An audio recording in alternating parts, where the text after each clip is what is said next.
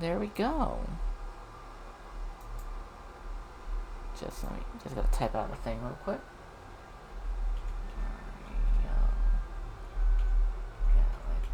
Galaxy.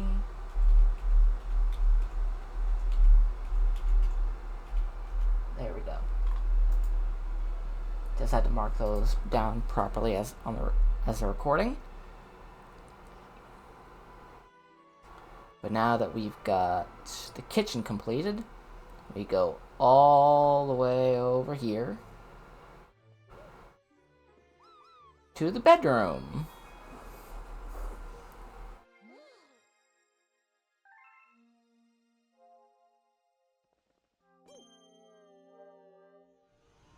Where we've got Gusty Garden, Freeze Flame, and Dusty Dune, as well as access to Bowser's Dark Matter Plant. And we're going to start from the middle outward with Gusty Garden.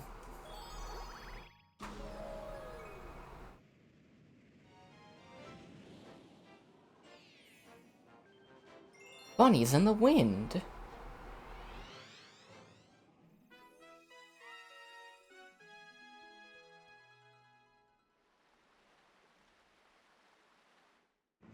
And you know what?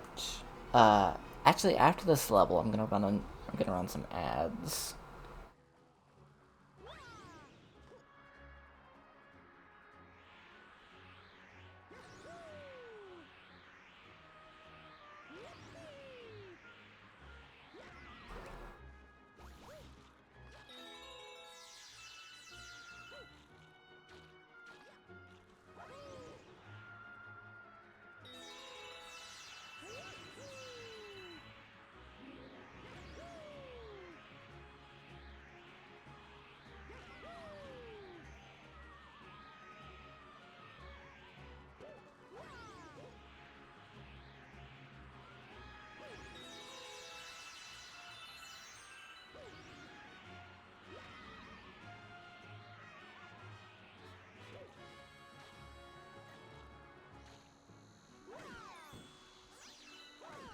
You know, I gotta admit, I like Gusty Gardens.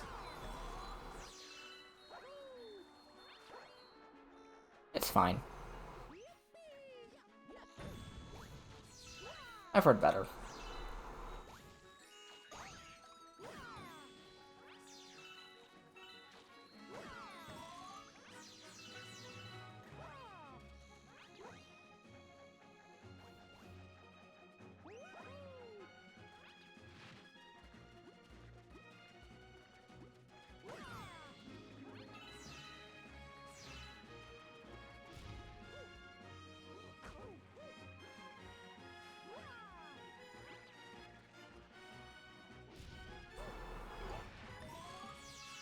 There we go.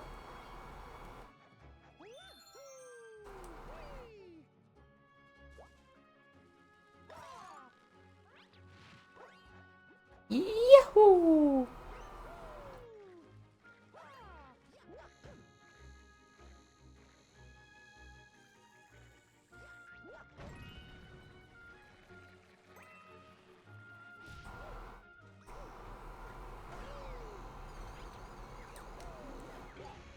There we go.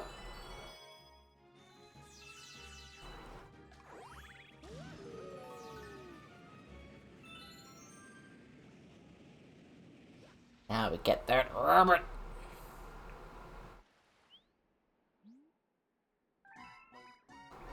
Think you can catch me, boing? Yeah, I think I can catch you, you little fucking boing.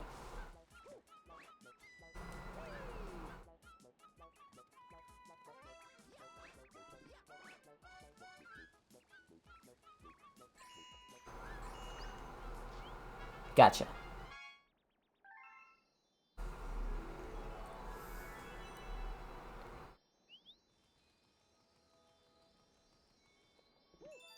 Take that. Yeah, da da da da dum da da dum.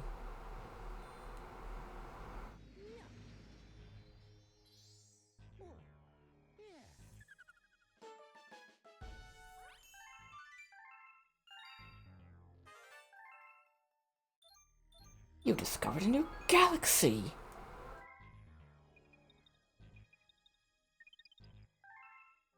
God, if only I could discover a new galaxy. Like, that'd be cool. I'd probably name it something stupid, though. Just to fuck with people. Or something needlessly edgy, just to make people cringe whenever they had to say it. Like, imagine the science teachers in the future just being like, okay, class, now we're going to learn about all the fascinating discoveries we found in the...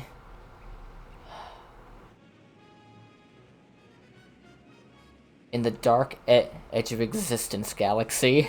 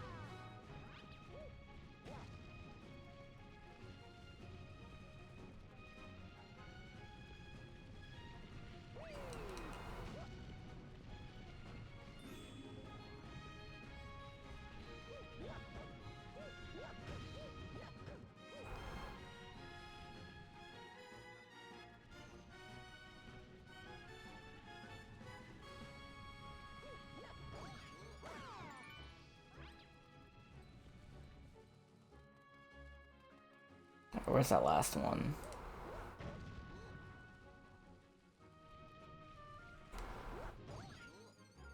There we go.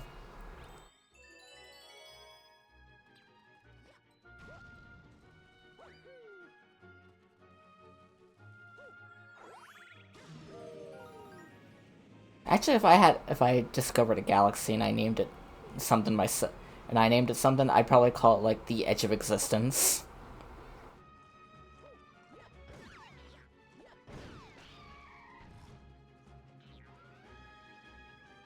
Like, it definitely would not be at the very probably wouldn't be at the very edge of existence, but I would call it that anyway, because why not? It's fucking cool. And if I discovered a galaxy, I could name it whatever the fuck I wanted. No one could stop me. God couldn't stop me. He's tried. He's tried for years to stop me from doing whatever the fuck I want. But he'll never be able to.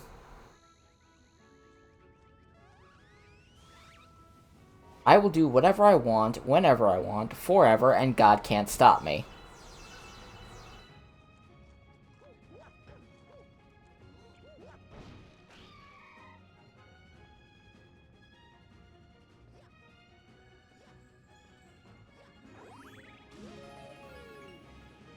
He's tried for years to stop me, but he never will.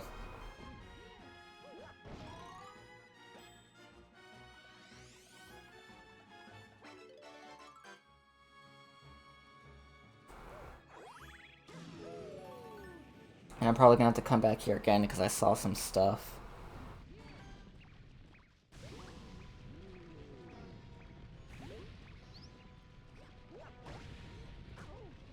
Ow.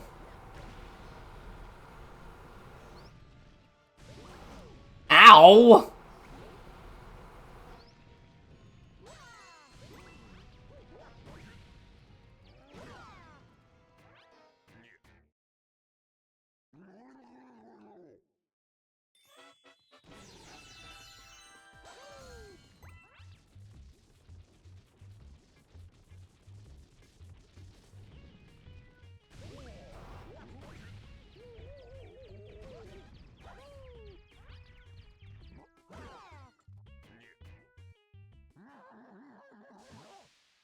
Oh, he's big mad. You're mad. You're mad.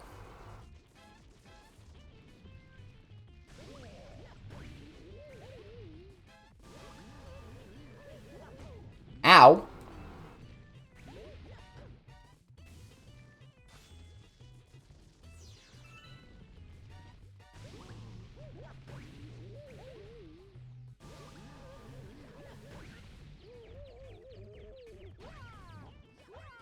Ow!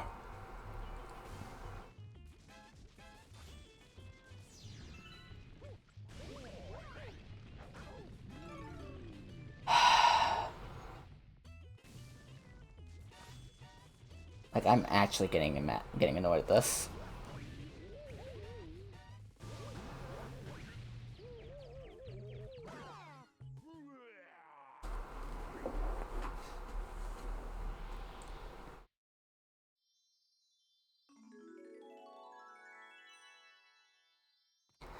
Okay, now we're gonna go back through, do this level again because I saw those blue stars I could grab. I saw those blue star thingies I can get.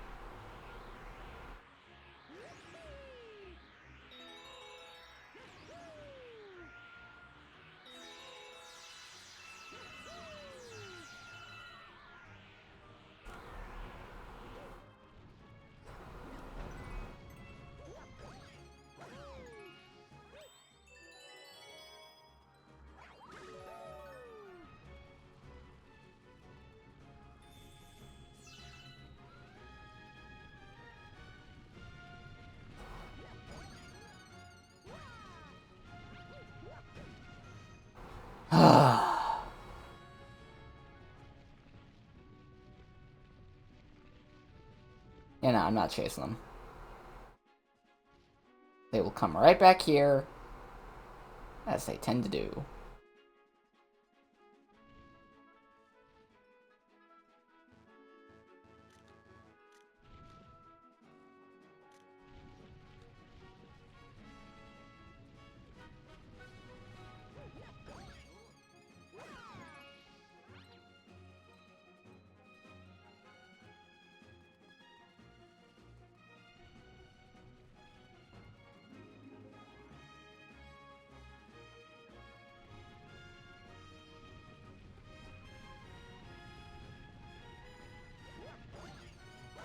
Do they only move when I'm close to them?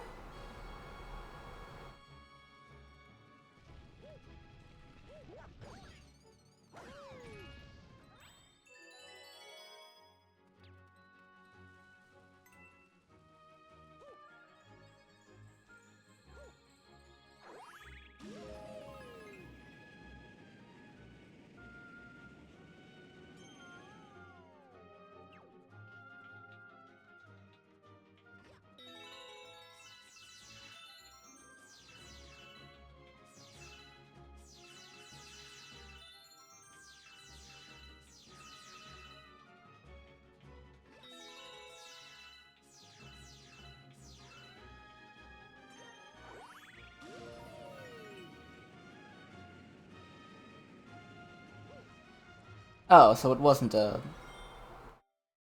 Okay, so it wasn't a secret. It wasn't a secret star, it was just an optional thing to do for more fucking... things.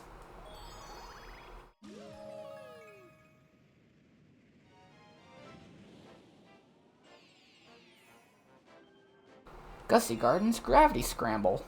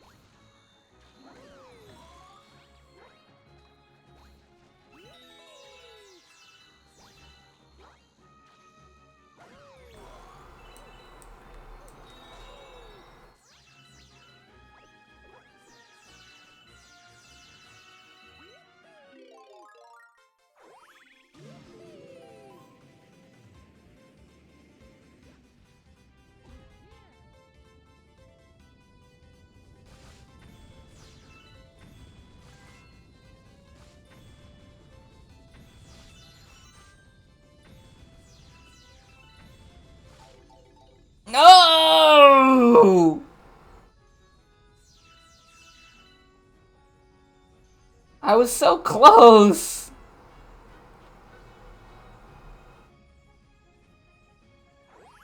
Okay, yeah, no, after this, after we're done here, we're coming back and we're doing that again.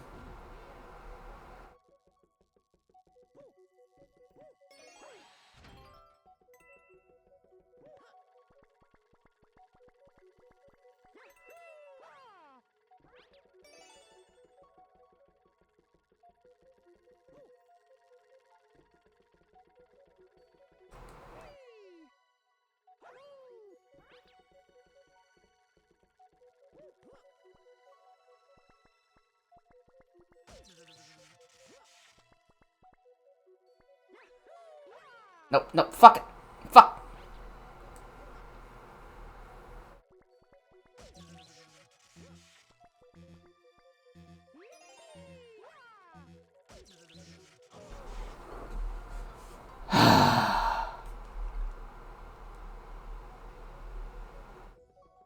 Okay, we're doing that again.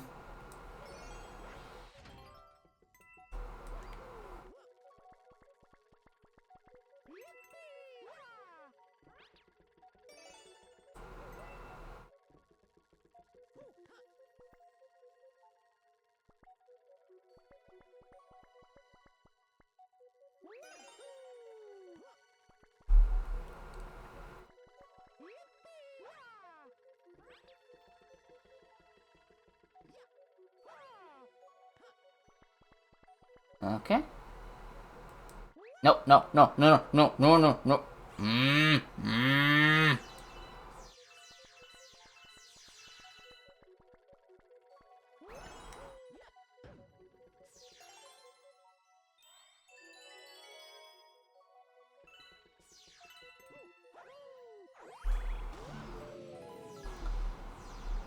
Alright.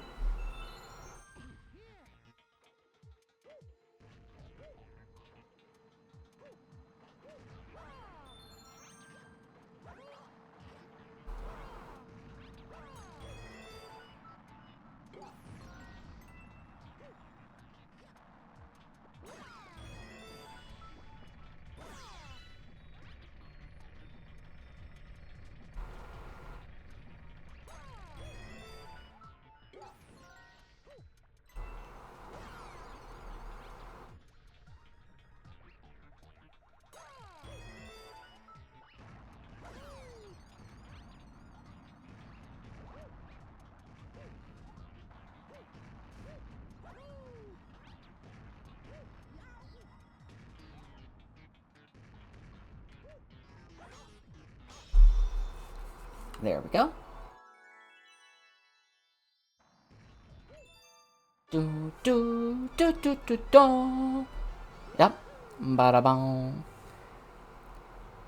Yeah, Ghost Garden's it's a fine music track. Never really liked it all that much. Like, it's fine.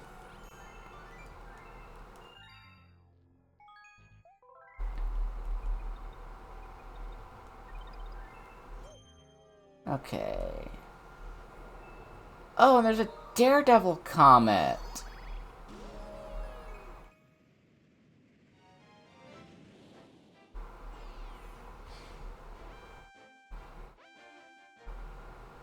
Let's fight Major Burrows again.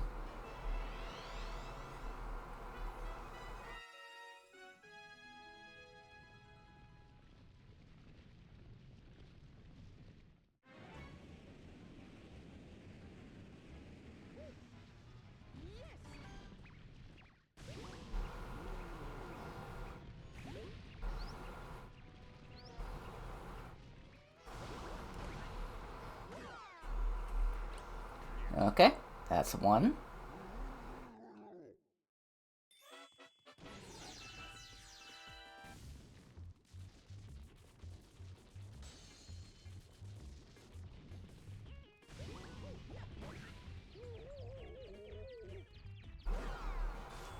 Two.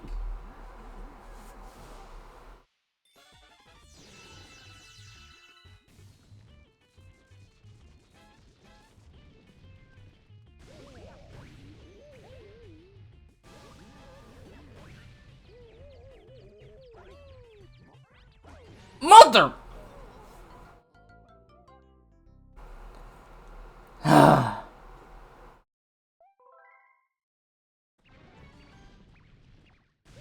Yeah, I know the scene. You don't have to show it every time.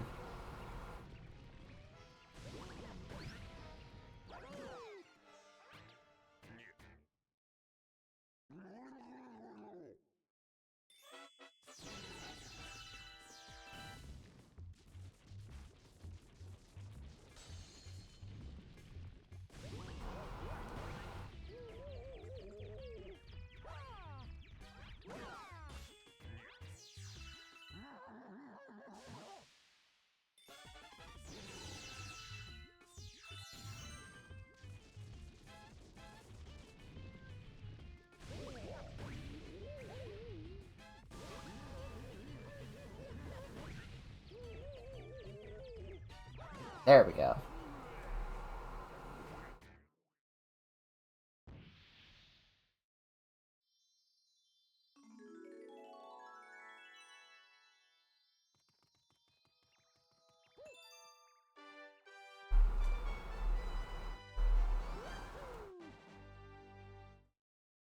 Alright, now we just need to go get that secret one that I know about because it's the Golden Chomp, and then we'll move on.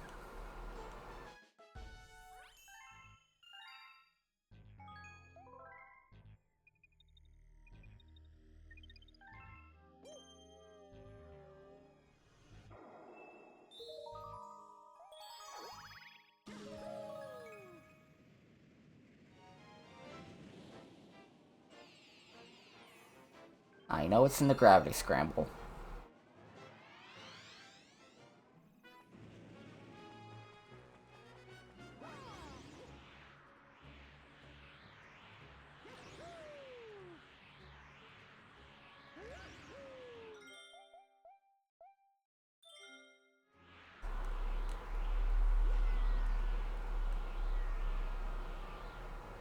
Fucking kill me.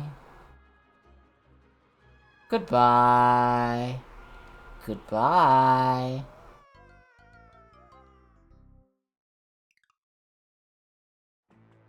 Goodbye, everybody.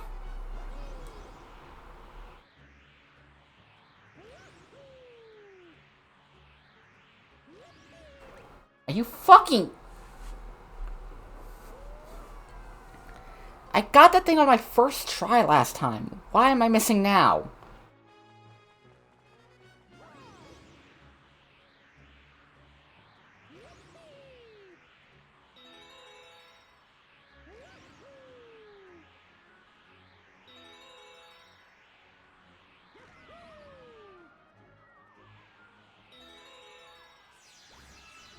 There we go.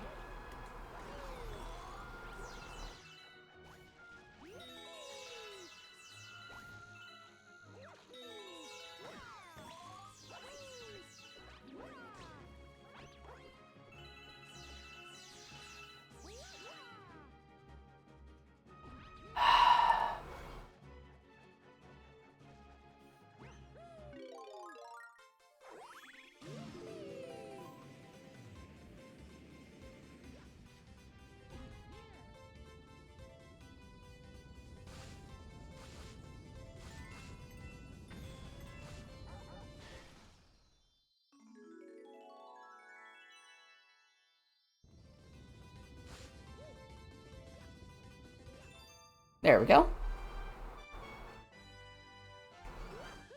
Da-da-dum.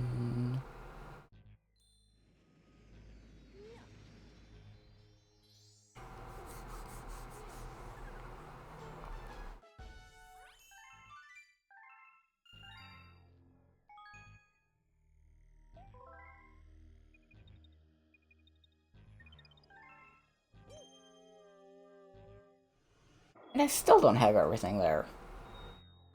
But next we have Freeze Flame Galaxy. Yahoo!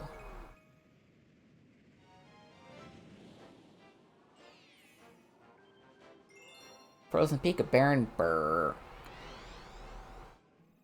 Yeah, Nintendo's got a funky thing when it comes to levels and themes where it's just like, it's hot, and it's cold. It's a yes, and you're no.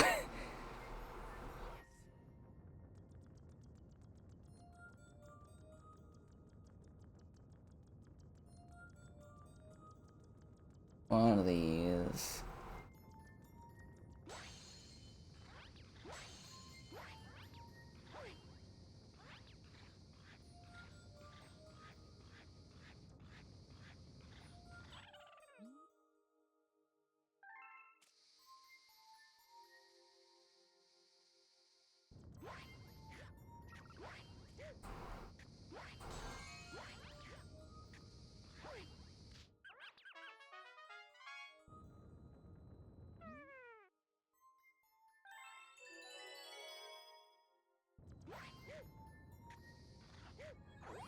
Yay!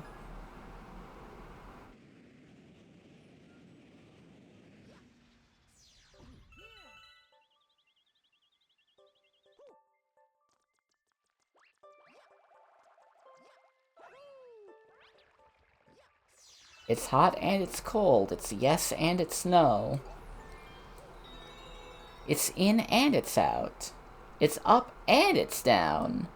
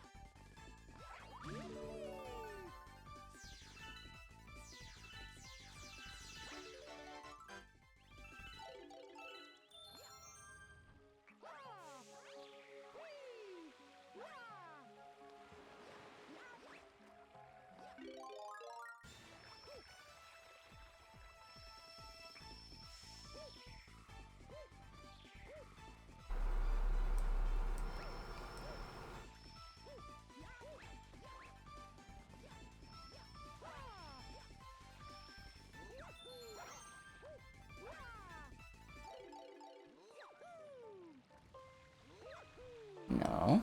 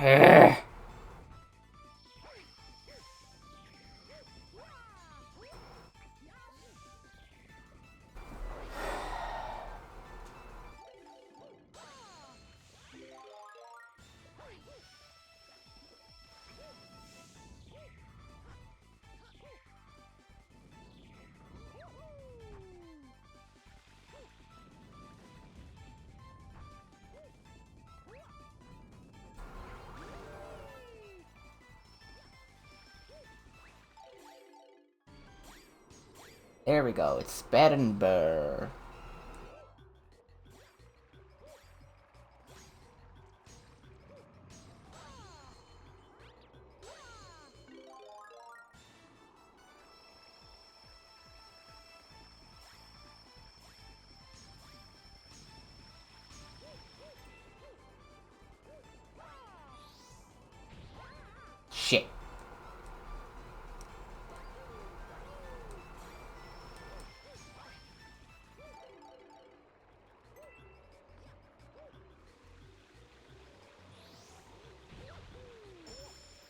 shit.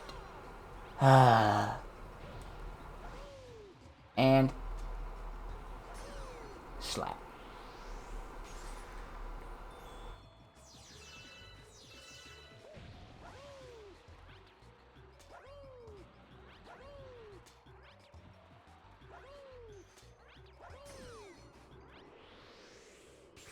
One more time.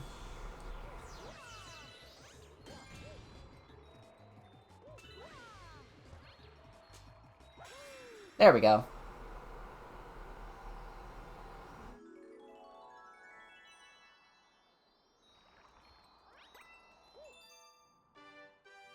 Da da da dun dun da da dun.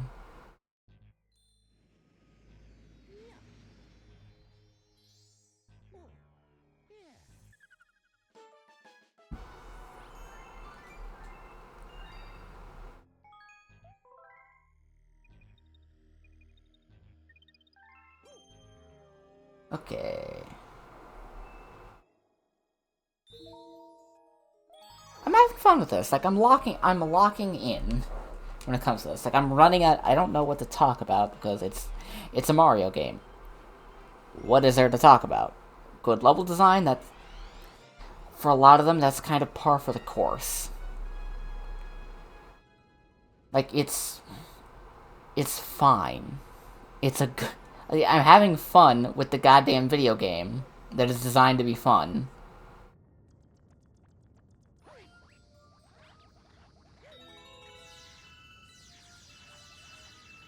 Stop the fucking presses. A Mario game is fun.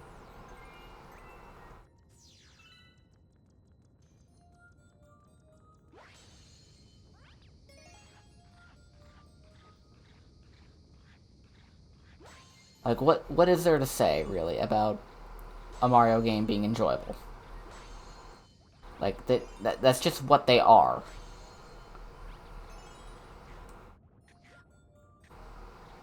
Like, a game, like, a Mario game, specifically, being fun is the bare fucking minimum.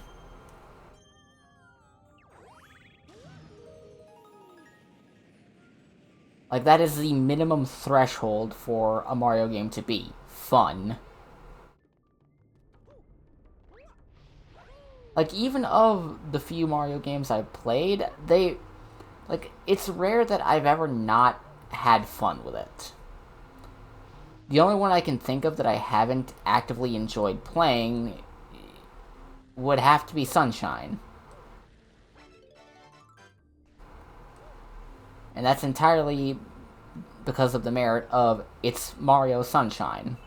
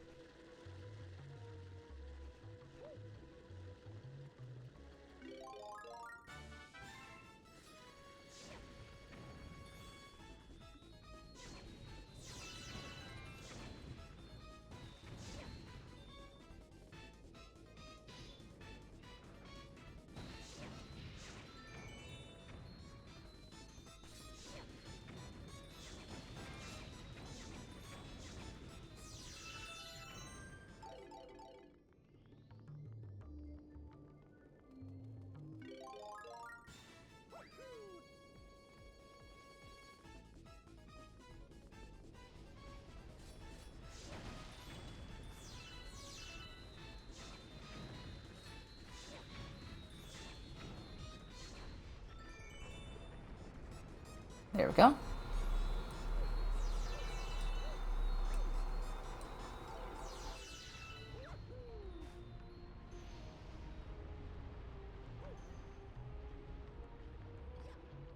You know, and actually, now that I think about it, like since I brought it up, like a Mario game's bare minimum thing should be fun.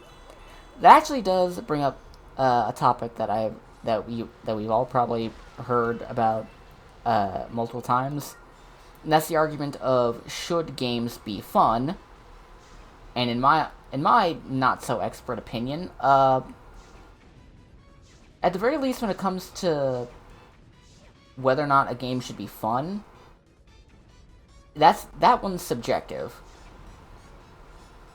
But in my opinion, you should never regret the time you spend on a game. Like, you should never look back on the time you spent playing a game and regret it.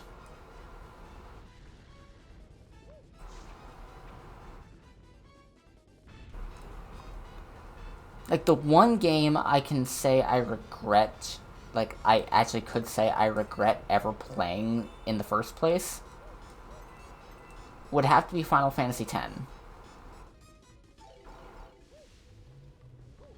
Because that game single-handedly soured my view of nearly every Final Fantasy game after 9.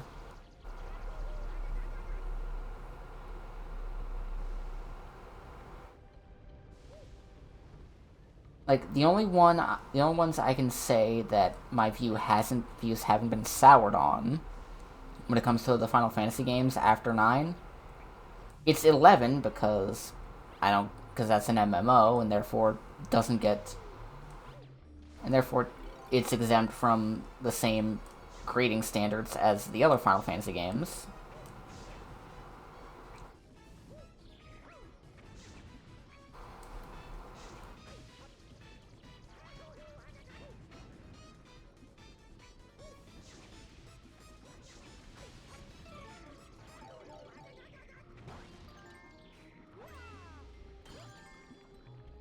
The ones I don't have any way to grade on is 11, which, it's an MMO, so therefore not done to the same standards.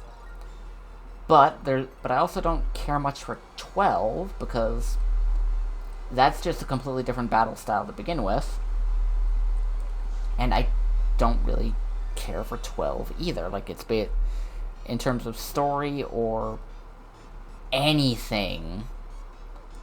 Stories, characters, nothing. I just don't care for it.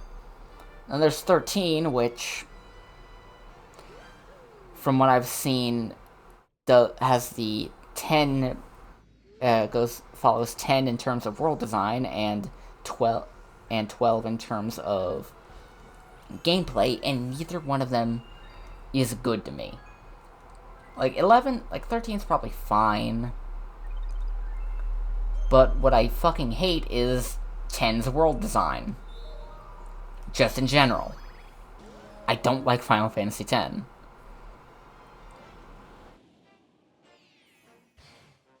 Like, I don't... Like, there's nothing about Final Fantasy X that I like. I don't like the characters, I don't like the writing. I barely tolerate the story. There's just a lot I don't like.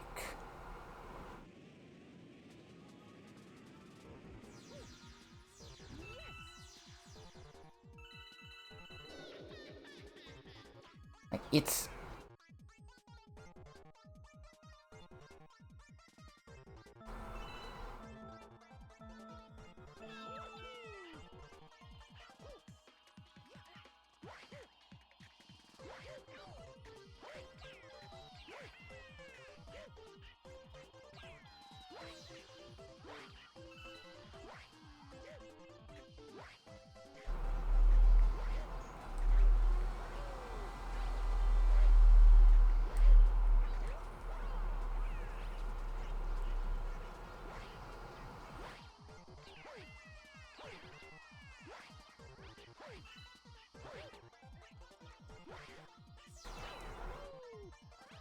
There we go. Yeah, then there's 14, which is another MMO, so I don't really care for that either, because MMOs have never been my style. And, like, eventually when they make Shadowbringers part of the free trial thing, I will probably give it a shot. But only after they make Shadowbringers into it. But until then, 14's off my radar.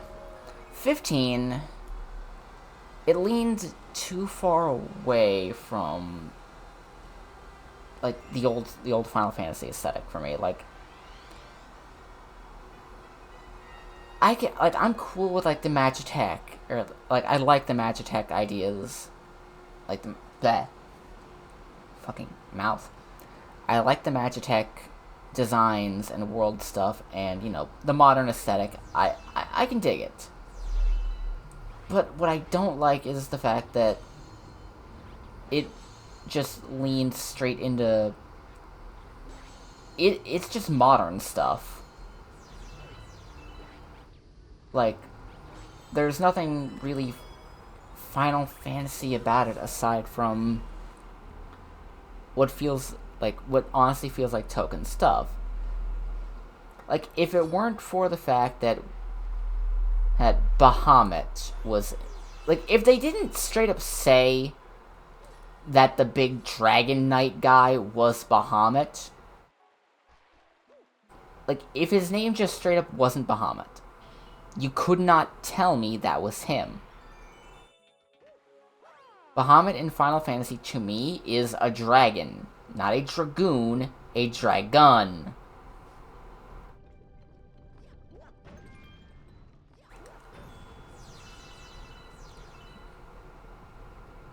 Like, Bahamut ain't no dragooner.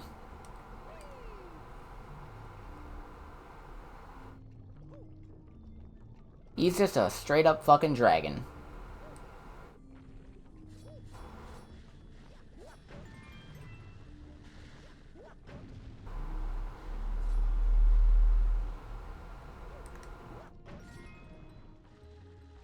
Ow. Ow!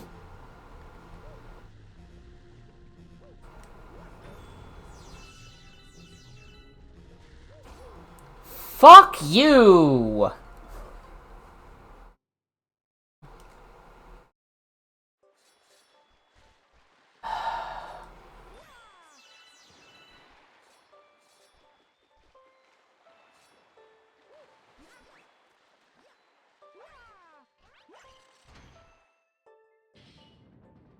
I just... Shiva has always been Shiva. Ifrit. Didn't like the redesign for Ifrit. Like, give me my Hellhound Ogre Demon any day of the week.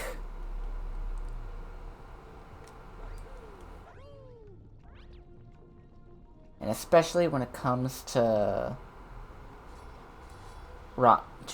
Rama, I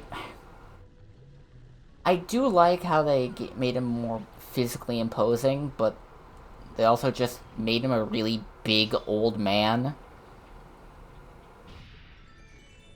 Like, I didn't really like that.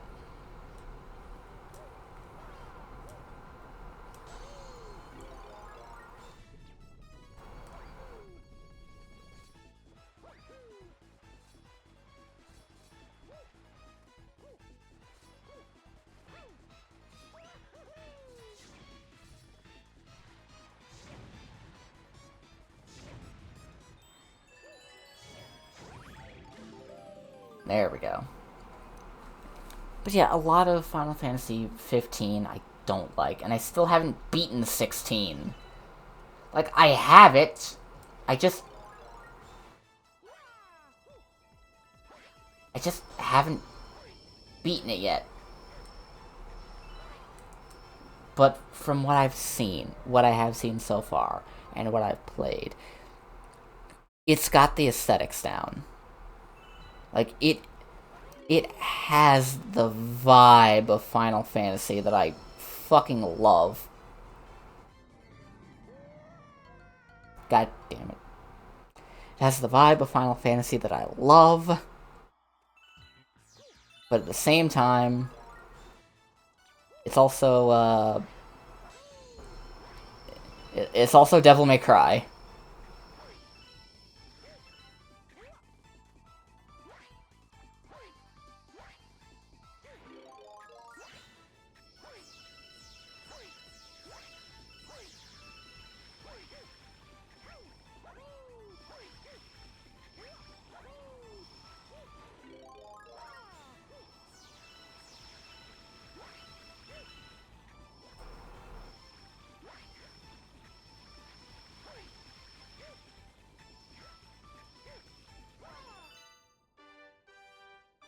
But yeah, I gotta play 16 again, but I don't want to stream it. I want to do it in my off time, so that way I can play it for as long as I want, for however, and do pretty much whatever I want without feeling like I need to be constricted down to a specific time frame.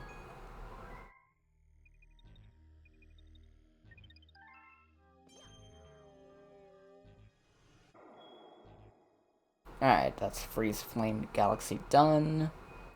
Next we move to Dusty Dune Galaxy.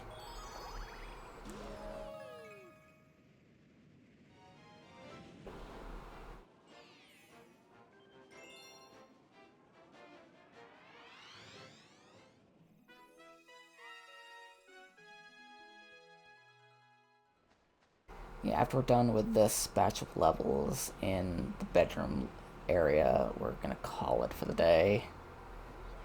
But yeah, 16's got the vibes that I love in Final Fantasy.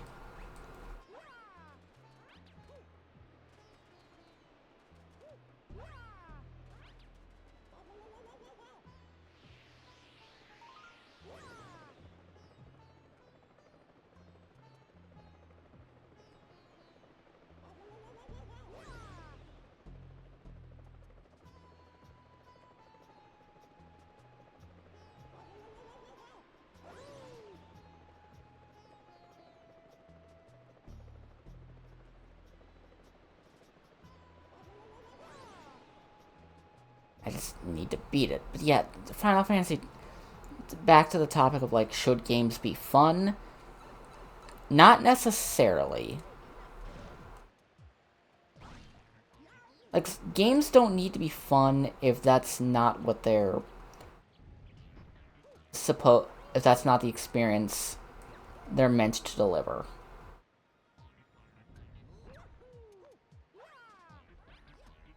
But at the very least, when it comes to playing a game, experiencing it, it shouldn't make me want to.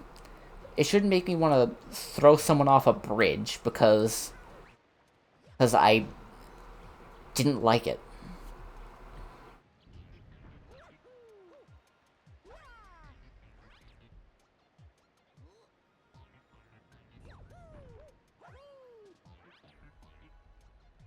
Like, Final Fantasy X, well, it didn't necessarily make me want to throw someone off a bridge directly.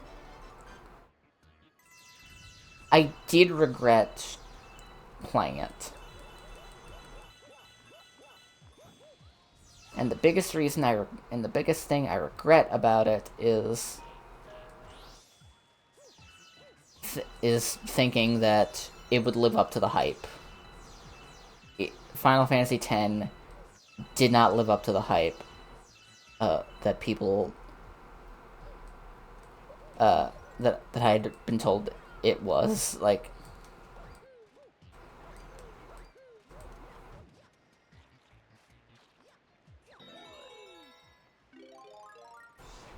it was not one of the greats. It wasn't even one of the mediocres.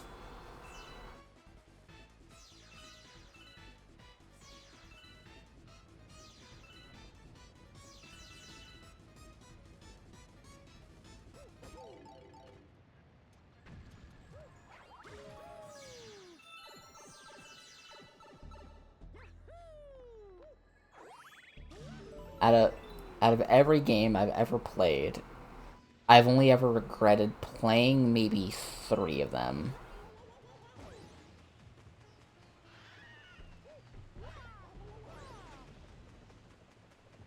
And one of them was Final Fantasy X.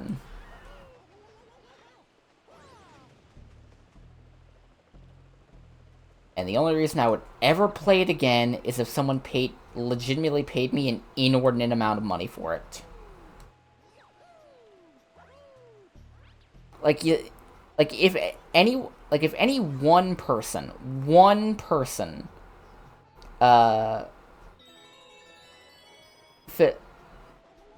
completely filled up my Ko-fi donations. If one person ever manage to completely fill that out, I would play Final Fantasy X on stream.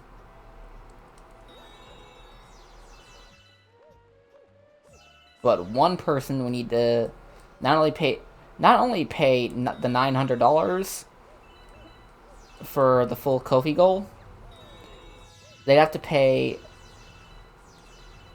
I'd probably have to ask for another 100 on top of that. So, you want me to play Final Fantasy X? $1,000.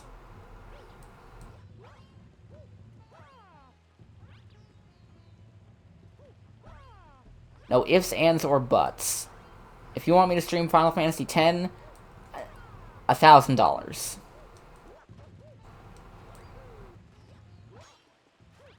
Hell, make it 1,500.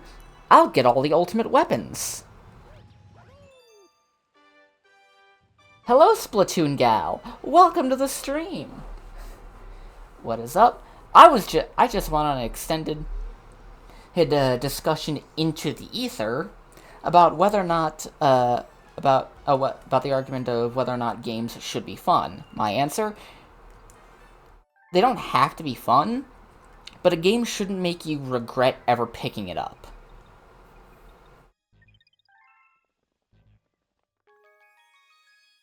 And then that kind of turned into an extended little bit of a rant about if anyone wants me to play Final Fantasy X, they'd have to pay me $1,000 to do it. And if they want me to get all the ultimate weapons, they'd have to pay me an extra $500 on top of that.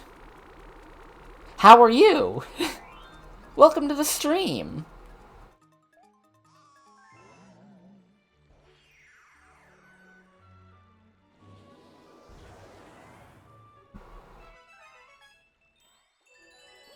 We're here today playing Super Mario Galaxy for the first time. I would be excited for the Switch 2 and new games if it wasn't so overpriced.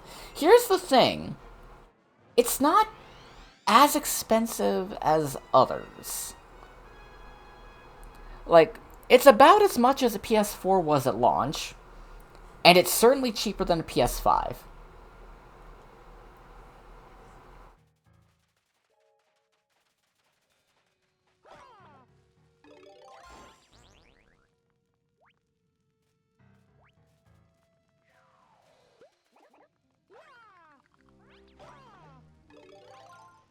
Yeah, but that was because the technology was so advanced at that time, and it was worth it. I mean, wouldn't you say the Switch 2 is also worth the price? It's only not like the Switch, like the initial Switch, that was only $300 at launch, whereas now it's $450, and it's essentially I wouldn't say it's a PS4. It's somewhere between a PS4 Pro and. The Switch to Max should have been. Switch to Max, it should have been $399. Like, from what I've seen to the hardware, the thing is effectively a portable version of somewhere between a PS4 Pro and a PS5, and it's $200 cheaper.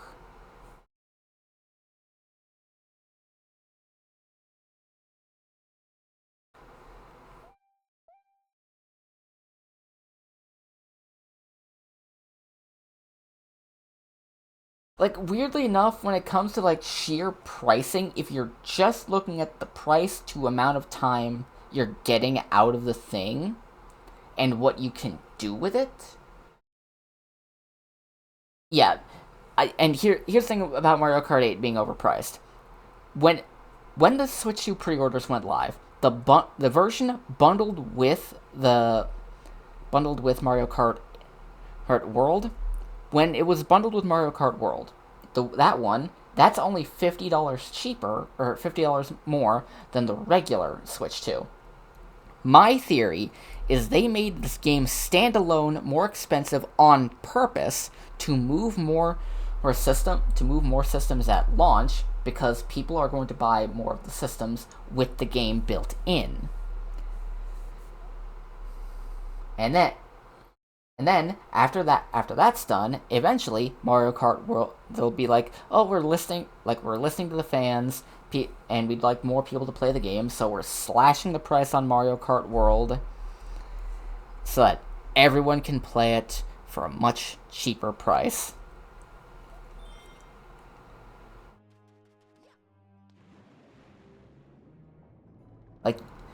Like that is my tinfoil hat conspiracy theory regarding the pricing for Mario Kart World.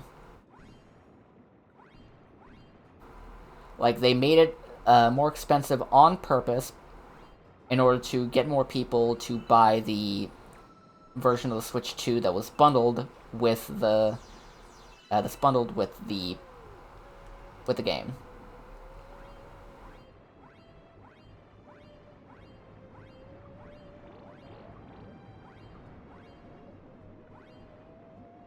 And that's not even...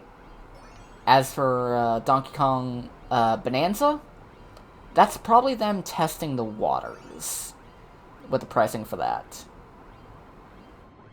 Because Rockstar and, other mostly Sony, actually, want games to be more expensive.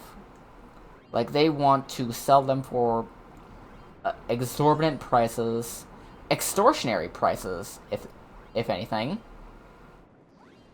because they want to see if they can get away with it.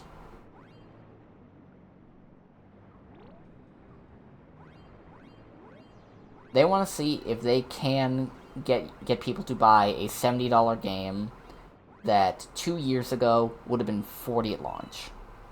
But why now when the economy is so blah? Here's the thing, they've been planning this out for years. Like, you have to remember, this isn't just we're doing this now because lols. It's they've been planning this stuff out for years. I wouldn't be surprised if they had the price locked in as late as 2020.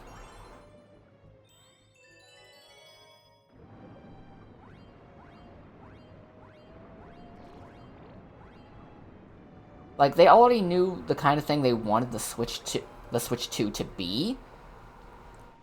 They already had that locked in. All they needed was the ability... All they needed was the money. Not the money, but they just needed to gauge how things were going to be. And at the time, $450 for what was essentially more... At the time, more powerful than the PS4 and the Xbox One. $450 for that would be a steal.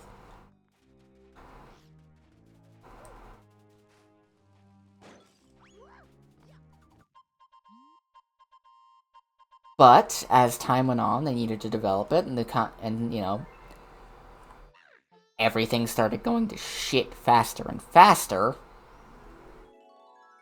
They'd already locked in the price, and by that point, they couldn't do anything about it. The price was locked in, and they have to deal with it.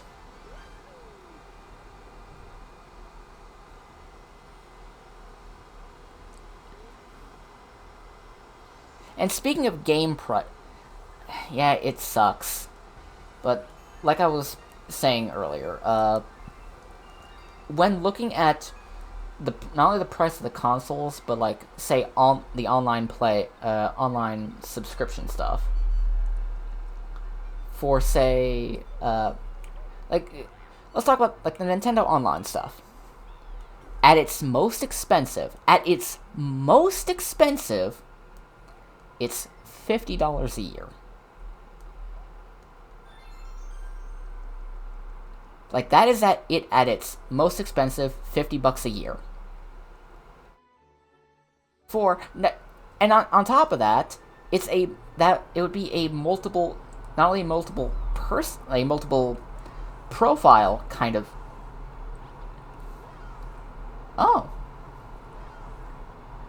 I can shake the left Joy-Con to do. Anyway, like, typically when it comes to, like, say, PlayStation, it's on a, like, if you buy, say, a year of PlayStation Plus for, I think it was $20 at the absolute cheapest. $20 at the cheapest? Okay. Thank you for the follow. But that $20 online subscription is locked to your profile, to one profile. Even at its most expensive, at $120 a year, PlayStation Network locks it down to one profile. Whereas for under half that price, you could get all the big stuff for, like, all the stuff, like, everything promised for the higher tier of the Nintendo Online stuff. But add to that, the $50 can also be for a family plan, which not only means multiple profiles on the same console, but across multiple consoles.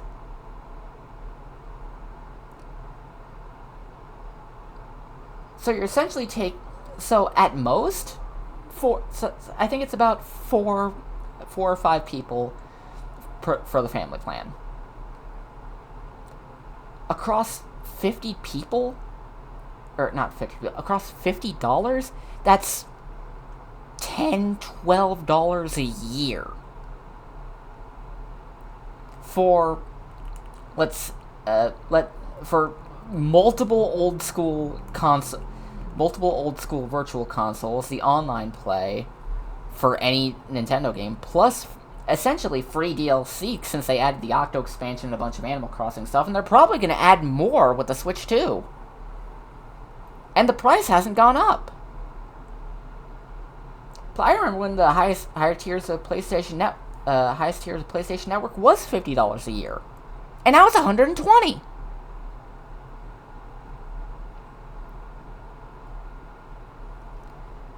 Like, everyone gets on Nintendo's shit for never going on sale and pricing and being behind on the console on the console stuff, like on the tech side of things that realistically no one should give a shit about. Like, yeah, I will forever be mad at Nintendo for the fact that they refuse to release the music for their games, and when they do release it, they don't properly credit the people who actually made the music. That's something I get mad about. How when it comes to re-releasing games, they don't necessarily do that. I do and do think it should affect the price. I'm not saying Nintendo Switch Online should be free, but I don't think it should be $50 a year. Well, that's fair. At the very least, if they do the $50 a year thing, it should lock you into a family plan that you can add multiple people to without making you pay more. That's my opinion, not gonna rant. Yeah, I see a lot of this stuff, and it's like, I'm not a Nintendo fanboy. Like, I don't dick ride any of the big console manufacturers of the games. Like, I don't do that. But at the very least, if people are gonna hold one of the big game devs, and if they're gonna hold Nintendo to a set of standards, you better fucking hold Microsoft and Sony to the same standards, because Sony's the bastards that are trying to make us pay $100+ for AAA games. And I swear, if Grand Theft Auto 6 comes out and it's $100 at launch, I'm gonna pirate that game 10 times specifically to spite them. That game launches at $100, no one's gonna buy it. It's going to be the most pirated game in history. Yeah, but Sony did really good for PS4 price. They get passed, by the way. I'm being sarcastic. Yeah, I can tell. Thank you for clarifying that, because I have spoken with people that say that Nintendo is better at presenting things, therefore they're held to different standards.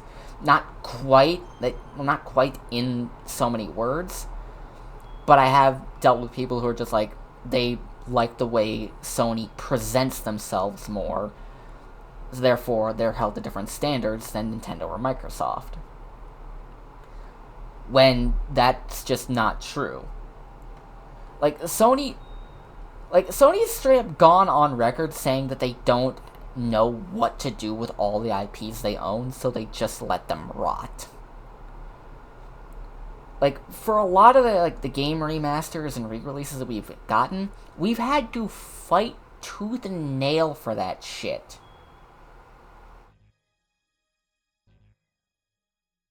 And like that's not just a Sony thing, it's a Microsoft thing, it's a Nintendo thing, because a lot of them are like, okay, oh, so that's what happened to franchise like Rayman. Yeah, because here's the thing, especially with the Rayman IP was held by that's a Ubisoft thing, and we all know what Ubisoft is doing, which is just fucking nothing with anything. But like the Legacy of Kain remasters that we got on multiple console, like on a bunch of the consoles not long ago, those the Legacy of Kain games spent decades in limbo. You know what's sad? I think Nintendo might have more respect for Rayman than actual Ubisoft. Yeah, can't believe I gave Nintendo credit. Oh my god, I don't. I try not to give. Like, weirdly enough, if I'm just looking at what they do with their IPs, I respect Nintendo more because, for the most part, they do actually try to use IPs, or at the very least, they remember they exist. I mean, yeah, we haven't gotten a new F-Zero game, but they've also gone on record saying that part of the reason we haven't gotten any new F-Zero games is because they don't know what to do with F-Zero because it's just a racing game. It's a fast racing game, but they don't know what to do or how to experiment with it because it's just racing. It's just go fast. Whereas with Mario Kart, they're just like, oh, we can add rail grinding and like wall running and stuff, and some silly stuff to it because that's kind of what Mario Kart is. It's silly, it's ridiculous, it's fast, but it's not uncontrollable in your face speed. Whereas with F-Zero, it's just go fast to the point where the track design is literally a blur and you can't understand what's going on around you. And with Earthbound, here's the thing. Part of the reason why we haven't gotten... Like, we've gotten Earthbound re-releases. We've gotten so many Earthbound re-releases. But part of why we can't... But part of why we haven't gotten a new one is a combination of... They don't know how to get that old vibe back. And it's a little... Especially since the games have historically never sold well. Ever. I think with Earthbound it was entirely because of the marketing, but we never even got Mother 3 in America. And hell, part of the reason why we're never going to see Mother 3 re-released is entirely because, and this is true, it's the music. Because a lot of the songs in Mother 3 use samples from different songs and different artists and different vibes, to the point where it would be a legal nightmare to re-release it with the original soundtrack intact. And you'd probably think, oh, just make a new one, a brand new soundtrack from the ground up. No one would like, first of all, people would bitch about it, and second of all, in order to do that, it would essentially, in a way, be admitting defeat, and Nintendo's not historically good about doing that. Yeah, how copyright laws in America work, mostly because also the fact that Mother 3 is the Darkest Mother game.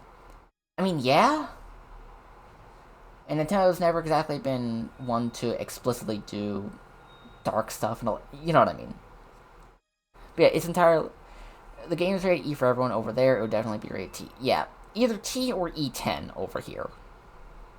But what I'm trying to get at is, when it comes to a lot of Nintendo IPs, like, when they know what to do with it, or they can experiment with it, or there's room to experiment with an IP, then they're gonna do it. But for stuff like F-Zero, Earthbound and the Mother games, Star Fox, if there's not a whole lot they can do when it comes to experimenting, then they're just not. Like, I'll get on Nintendo's case for 1,000 reasons.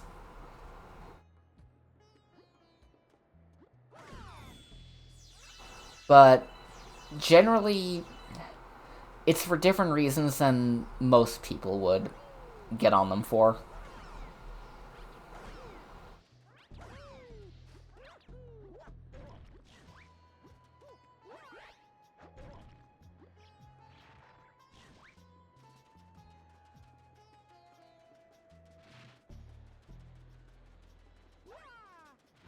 You personally don't like how over...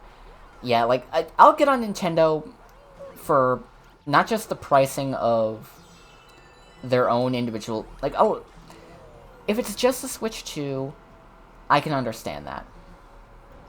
It is a little overpriced.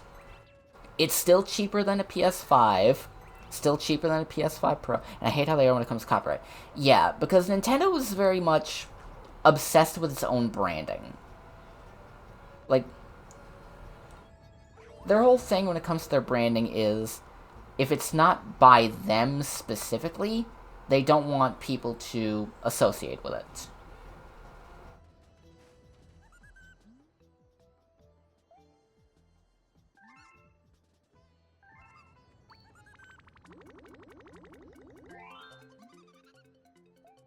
Like, if it's not specifically, if it wasn't by them, then they don't want people to look into it, because if it's their IP but they didn't make it, they don't want people to have anything to do with it, because, hey, we didn't make that, we don't want you to play it. But at the same time, Nintendo has never been one to... I don't even want to get to the Palworld versus Pokemon situation. Here's the thing! Part of the reason why they launched a lawsuit against Palworld wasn't because it was aping off, like, Pokemon in general.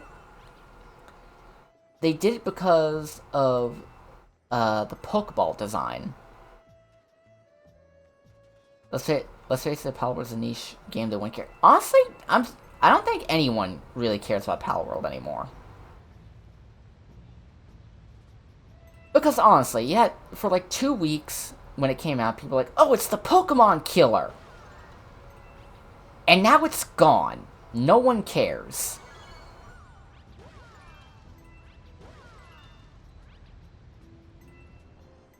Because, in all honesty, I don't think even the developers of Palworld want or thinking this is gonna kill Pokemon. It's, we just felt like making a game with Pokemon-like elements with guns in it because memes.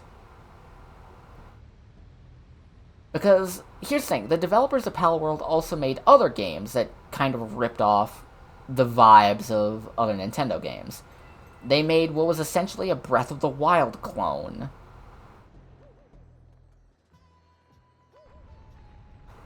And it wasn't that interesting.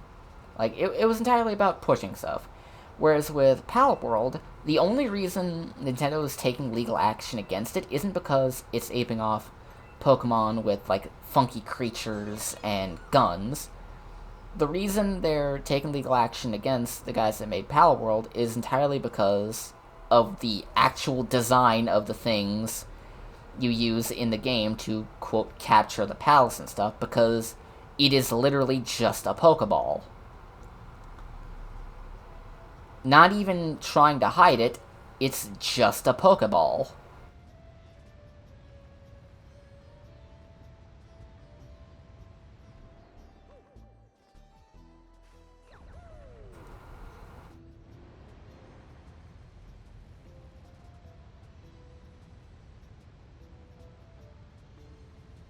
You had a point, at least Temtem used something to... Yeah!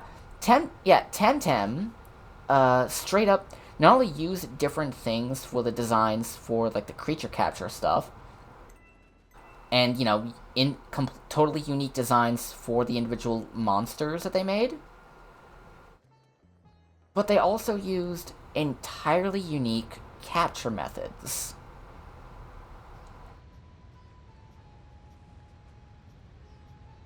Like, Japanese, like, over in Japan, when it comes to, like, when it comes to copyright and legal stuff, they are extremely protective of IPs. This is going to sound really fucking weird without out of context, but I need you to stay with me on this. The Japanese Yakuza and the Mafia specifically are really protective of things that are under their control. Specifically, when it comes to one thing in particular is a specific anime about horse girls. because those characters those horse girls in the anime are based off of actual race horses that are not only owned but bred and straight up paid for by the Yakuza. I don't mean the Yakuza series, I mean the actual fucking Yakuza. And they really don't like it when people do specific kinds of fan art of those horse girls.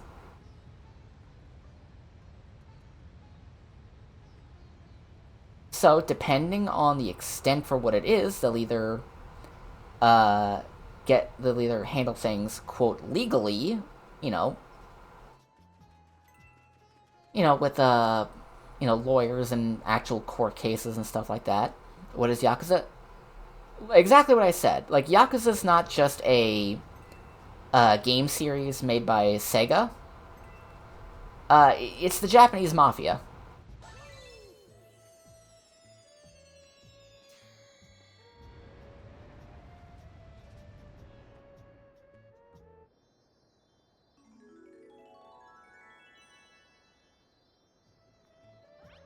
So it's like a branch of the government and military? No.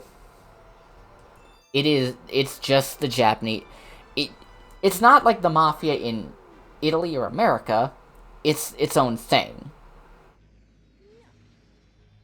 And when it comes to protecting things that they own, they'll either do it legally through court systems,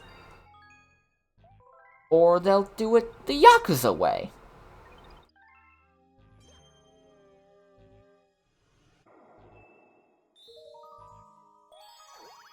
But essentially, over in Japan, they are incredibly protective of things that they own. Like companies in general, they are incredibly protective of their IPs. Oh, what, you mean the Yakuza away because they're not owned by the government, therefore, if they want to break the law, they can as long as they don't get sued. Well, if anything, they're owned by the government, I assume. No, the Yakuza is not owned by the government. Like the Yakuza is not a government official, like a government body. They're just a criminal organization.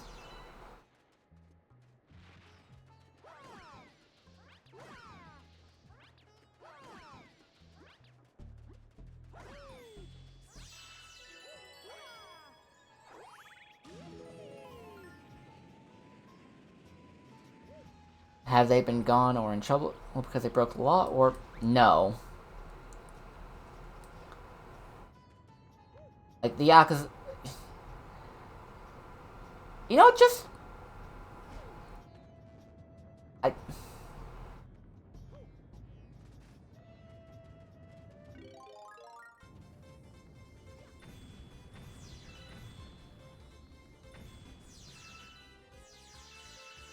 Just have they gone away with it because of loopholes? Like, no, it's really hard to put this into like specifics. But essentially what I'm trying to get at is when it comes to IPs for corporate stuff over in Japan, they don't want, it's not a specific, they want people to associate, like, part of why Nintendo and Konami and really a lot of corporations and stuff over there are so against the idea of, say, crediting artists or fan-made things in general.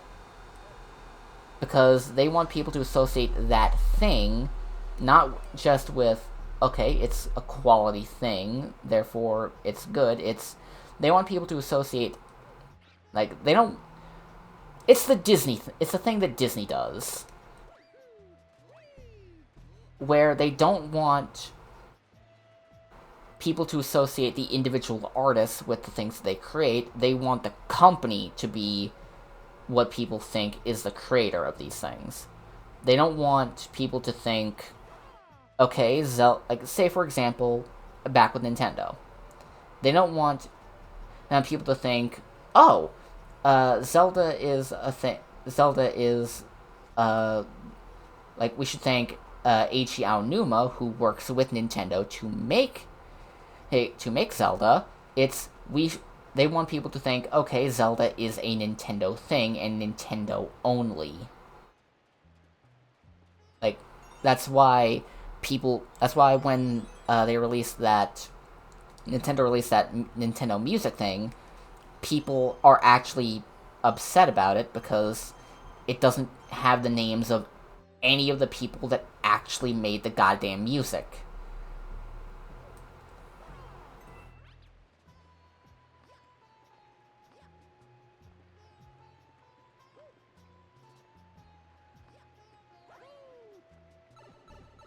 Because Nintendo is a mostly Japanese focused company, a lot of their stuff, criticisms, and business practices are primarily done in Japan. Whereas with Sony, they have they have a lot of different branches over in in America and all that jazz, internationally. Whereas for the most part, in Japan, a lot of their overall company business moves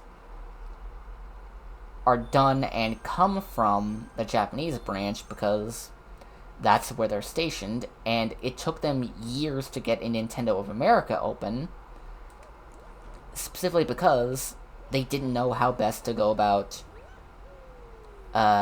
running their business over in America, because the American and Japanese his business practices are so wildly different.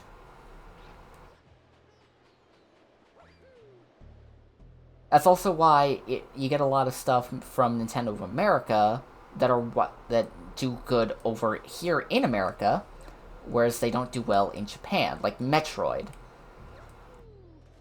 It's why Retro Studios is the company that's trusted with Metroid Prime rather than Nintendo House proper, because Nintendo alone doesn't really get Metroid. Like, to the point where Shigeru Miyamoto even said himself that the part of the reason he had I think it was Gunpei Yokoi in charge of Metroid after the first Metroid game was specifically because Miyamoto himself did not know what to do with it. A lot of Nintendo stuff is, if we don't know what to do with it, we won't do anything with it.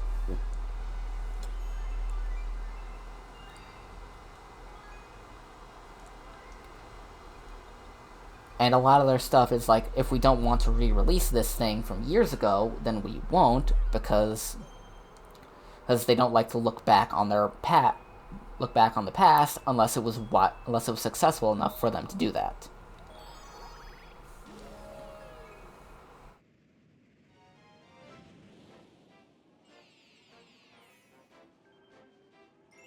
Also, I'm assuming because of what you say with like the credit and the artist thing, I would assume that affects copyright laws.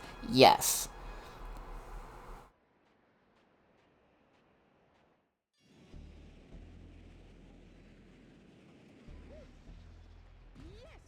Because if Nintendo had to credit every single individual artist or musician who worked on everything that they made, then then that would be quite a lot of people that they'd have to pay as well. Whereas if they're just like, okay, this is a Nintendo thing, therefore that's part of why they want everyone to assume all their stuff is done Nintendo in-house. Like, they don't want people to associate, like, it's this person who works for Nintendo, it's Nintendo. It's mostly the Miyamotos and Dougs that care. Here's the thing, even Miyamoto himself has kind of gone on record, being like, he doesn't necessarily know a lot of what to do with the stuff that he's worked on.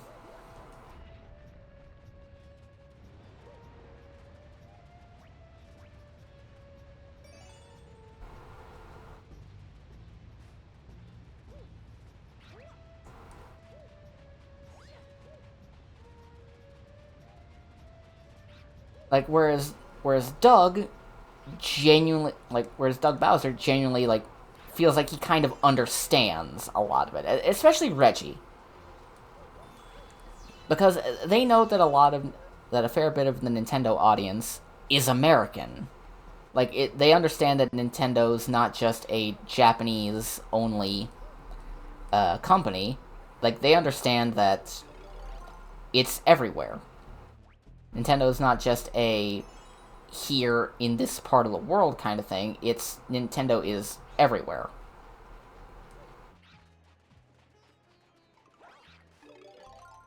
While while, while the home branch is very much just like if it's not here, it doesn't count.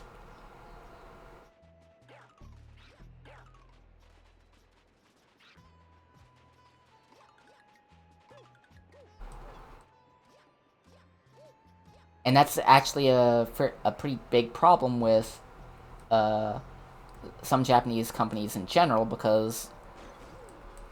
they because they try to that's the thing with a lot of countries in general, actually, where they rationalize, like, okay, this works here, therefore it'll work everywhere, despite the fact that there are major cultural differences all over the world that affect not only what people generally like, but also how they approach various different things when it comes to the things that they like.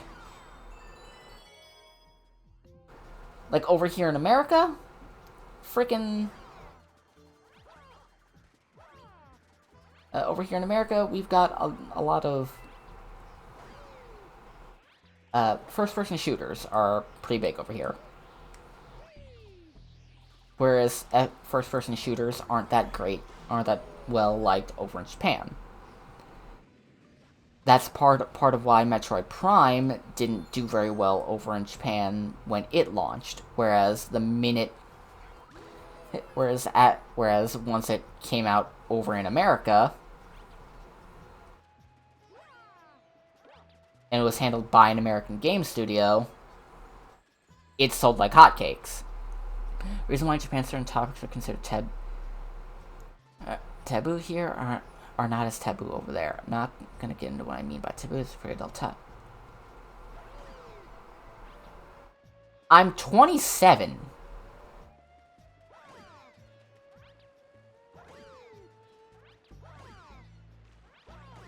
And yeah, I mean, Twitch does monitor, like, occasionally, like, oh,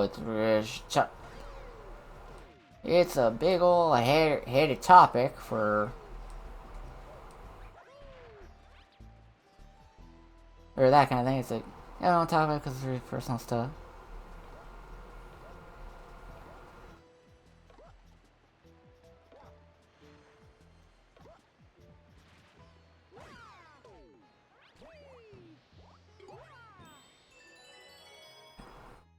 Let's just say I can't gossip for other people.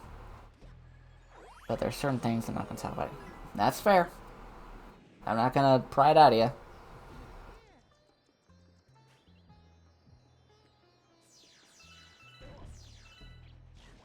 But yeah, my whole thing when it comes to Nintendo is they're old-fashioned. They kind of need to get with the times, and they definitely need more people to look the higher ups in the eye and just say no, that's a stupid idea. We're not gonna do it.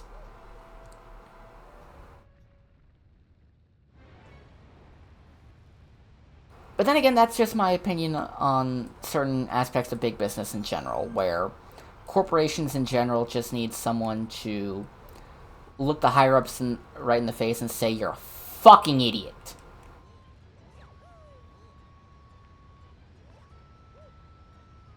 Because generally, the people that are actually making the decisions in higher up positions when it comes to corporations are in fact fucking idiots.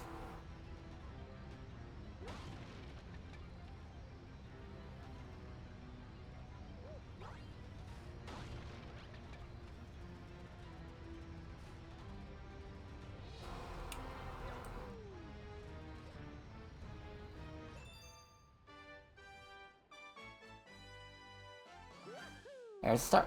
Indeed, there's a star.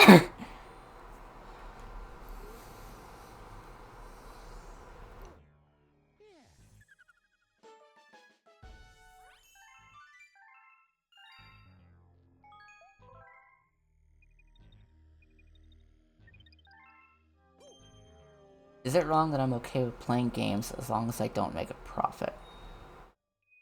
What do you mean by as long as you don't make a profit? You mean like... Oh, fan games. Oh, no, that's fine. Sorry, I gotta check.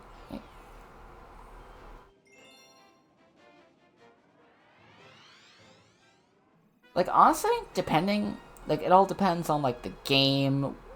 the game, how... who developed it, all that jazz. Like, I'd be more than willing to buy a Pokemon fan game if I knew, like, say they put time and effort into really making it work.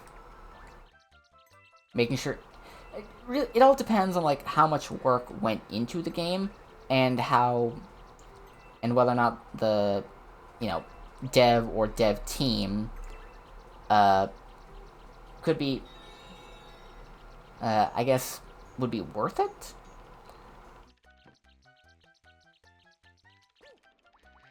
Because I've seen fan devs and people who've made fan games in the past who honestly I would not trust with any IP that I like with a 10-foot pole. Shit.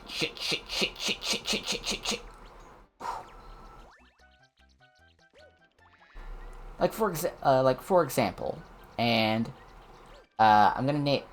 I can't exactly name names. Well, kind of. But in the Souls community, in the FromSoft Dark Souls community, there's this one specific dev. I wouldn't even say dev. Yeah, no, I wouldn't even say game dev because everything he's done has been asset rips, model flips, and just stealing other people's work. You've probably heard of, like, if you're aware of, like, the Dark Souls games, and, like, you probably, like, kept an ear on the ground, like, different mods and stuff. God damn it. For stuff like that, you probably heard of the Garden of Eyes mod. It's one of the 3, I wouldn't even say most popular, but one of the biggest mods for Elden Ring. And Elden Ring has some pretty big mods already. But the thing about the Garden of Eyes mod is that of the 3 biggest Elden Ring mods the community has, it's the only one that's behind a paywall. Because in order to access it, you need to donate to the dev's Patreon for what is essentially an asset flip. And I mean that in the most literal and derogatory way. It is an asset flip. They just... Not just paywall. Paywall for a mod. For fan content. And what it essentially does is that it adds stuff. Adds armor and weapons from old games. Adds in bosses from old games. Barely a reskin, and then in some cases it's just like, here's Ornstein and Smo. Here's the Nameless King. Here's Vort of the Boreal Valley. Here's the Soul of Cinder. Here's Lady Maria twice. Here's a 4th reskin of the goddamn Earth Tree Sentinel boss.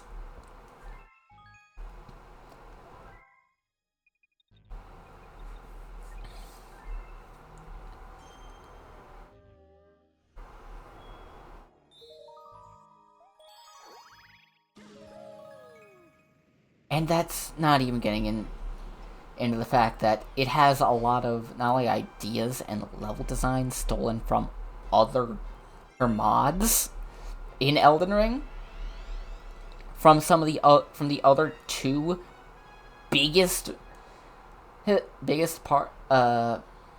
mods for the Elden Ring scene. But it also just straight up stole the goddamn. It also just straight up stole the fucking seamless co-op mod to just put into the mod pack. Also, I'll see a lot of people complain about AI art because of copyright restriction. That's why people are complaining about that and not fan game. I realize that there's a difference between trademark and copyright infringement. Yeah, and not only that, it's not just AI art just takes specifically copyrighted materials. It's that it takes everything. It scrapes and learns. Like, it just straight up steals other people's art and keeps it in a database.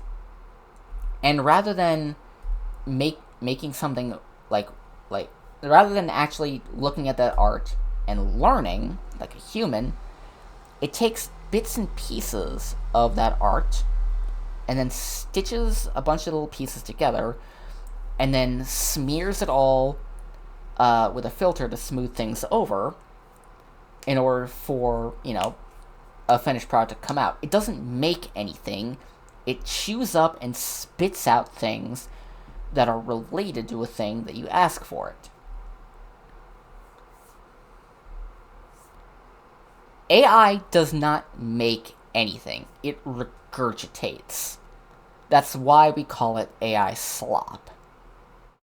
So people are upset because of the AI art is of Daisy, for upset because how they use Daisy or not doing nothing original with the character. I'm just using Daisy as an example. It could be any. Yeah, like it's not just like the idea of like using AI art to make something of Daisy. It's the fact that the things that it learned to make the thing of Daisy isn't just official stuff that it could find of Daisy. It's not just lifting assets from Nintendo. There's shockingly little assets from Nintendo that it can use to learn from. There's a lot more stuff it can learn from things that other people have made unofficially. The majority of the things that AI has taken to learn from is not directly from its copyright holders. It's from whatever it can get its hands on that is related to that character or topic or anything like that. And there's a lot more fan art of a lot of characters than there is official art.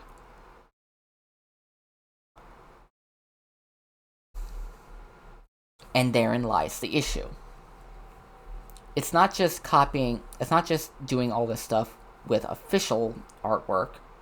That's part of, like, artwork isn't just, like, that's not why some companies are mad about AI. The smart ones are mad about AI because it's stealing their ideas and their stuff in order to make slop. So that's why fan games are usually not as commercial, because at least the assets, or at least they're doing something original with the character and not just equivalent of tracing with coding. Yeah. Like, generally, yeah, when it comes to especially when it comes to coding, that one's a lot rougher when it comes to that kind of thing. Like, when it comes to lifting coding, that actually will cause some serious legal issues. Like, it was Too Human, I think it was. When it came out, it didn't last very long in its original release, because when they found out that they lifted code for the game's engine out of the Unreal 4 engine that the devs of the game were not licensed to use, they got in serious legal trouble to the point where all the copies of the game that hadn't been sold at that point, they had to be pulled off the shelves, and all the and all the copies of the game destroyed. As well as all the code that the developers used for the game, all their assets, had to be destroyed as well. Re-releases, I think they have in fact re-released it because they had to rebuild it from the ground up. But also, yeah, some fan games are so good it would suck them to get shut down. And that's the thing I've noticed with a lot of fan games, especially like Nintendo fan games. Like Pokemon, Metroid, Mario. They never... When Nintendo does put out a DMCA for it, whenever they do, like, say, like, hey, you need to take this down, it never goes to court. Because they're just like, okay, just take this down, nothing's gonna come of it. But they never do it the minute they hear about it. Because think of it. Pokemon Uranium, for example. That was in development for years. People knew about it. People were ready to download it the minute it went online. And it was up live on the website for about a week before Nintendo dropped the ban hammer on them. Plenty of time for people to download it, make copies, and for it to start circulating around the internet on its own. AM2R, another Metroid 2 remake. 10 years in development. A remake of Metroid 2 from the ground up. They did that. That game took 10 years in development. It was live for a couple days before Nintendo dropped the ban hammer on them. Long enough for people to download it, start circulating, and you're seeing where I'm going with this. Nintendo has to keep up the attitude of caring about... Like, they have to keep up their whole rigmarole of, all the draconian bullshit when it comes to their IPs. They have to. But that doesn't mean they can't be smart about it.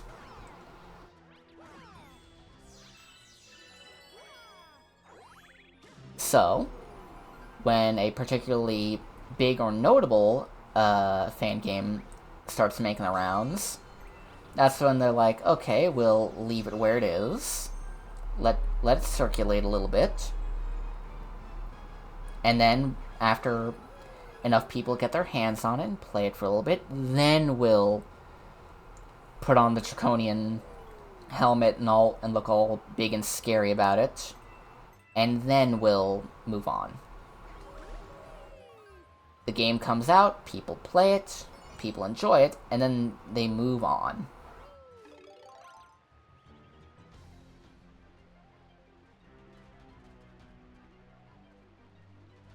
Damn it.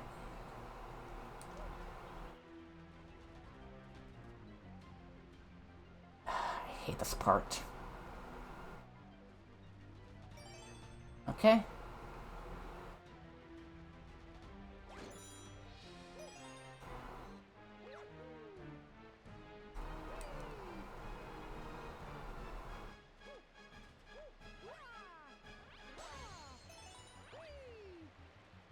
Okay, it's gotta get the last one, and it's here. Okay. No, it's over there.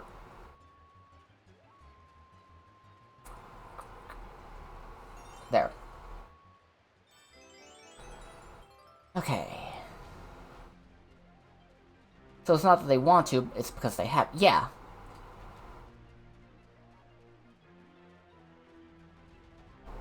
Like, I wouldn't be surprised if you... Like, if you were to get Miyamoto's a couple drinks deep at a bar. If you were to, like, actually get his opinion on fan games, I wouldn't be surprised if he loved the idea of people being able to making their own Mario stuff. Like, anytime, anywhere. I want to see Super Mario Galaxy speedruns where they just do the most speedrun moves possible. I mean, that would be pretty interesting. I'm not good enough in Mario Galaxy to be able to do speedrun stuff on the fly. Like, there's a couple levels I think I've done some decent speedrunning tricks on.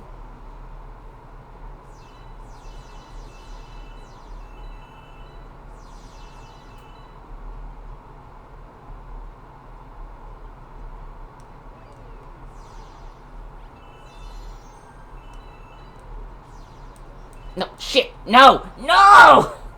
Damn it!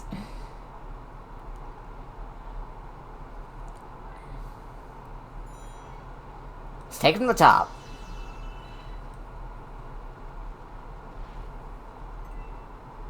Yep.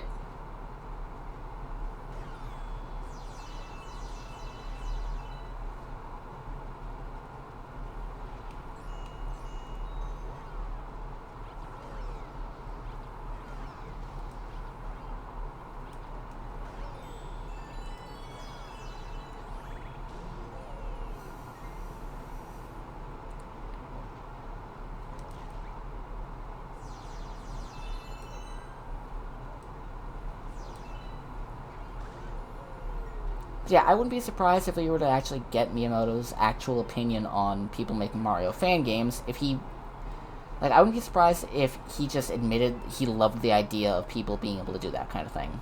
But Nintendo as a company has been around for a long time, and they've been around for a long time for a very good reason, and that's because business gonna business.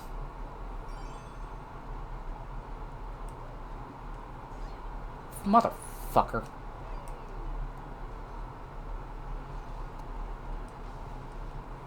So what do you think would be the main series Mario game in the Switch 2 lifetime? I'm guessing probably something in a similar vein to something like Mario Odyssey. Like something big that gets people's attention with a lot of free-flowing movement. Maybe if we get an open world Mario game, let's go. I mean, we did kind of get that with Odyssey, but more open world. Like, I really wouldn't be surprised at that. There. I know a lot of people don't like open world because we're actually hearing about open world Mario. Okay, I mean, yeah.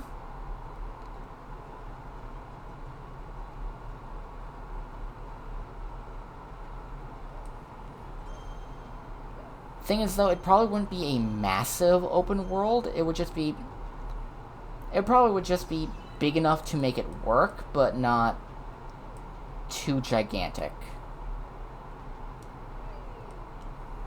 Because if they spend so much time putting together this open world, then there probably wouldn't be enough. They probably wouldn't be able to make enough content to fill it, and therefore they'd have to use a lot of repeat assets and yada yada.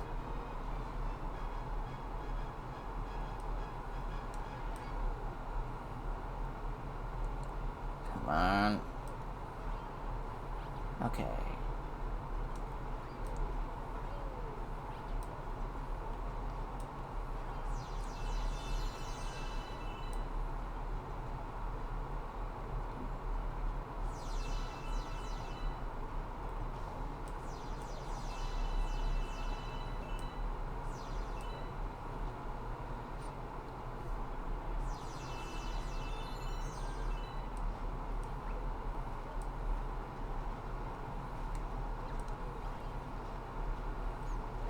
I mean, like, my whole thing when it comes to, like, I don't hate the idea of an open world Mario game. In fact, I really like the idea. But it all depends on, like, what they do with the open world.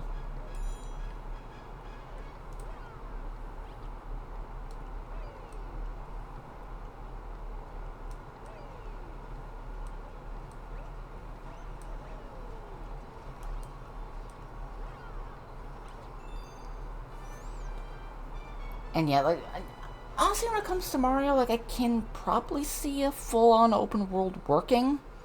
But for the most part, I would prefer if they just kept it fairly limited in scope as well.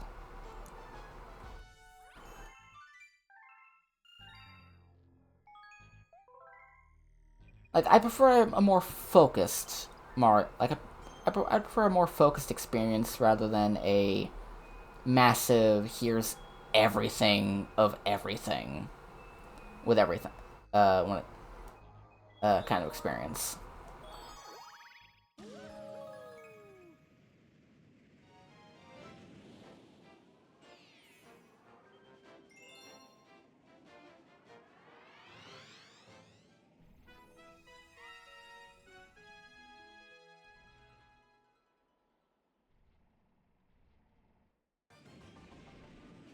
Alright, Bowser's Dark Matter Plant. Darkness on the horizon.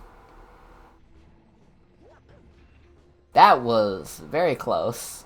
I almost did something really stupid.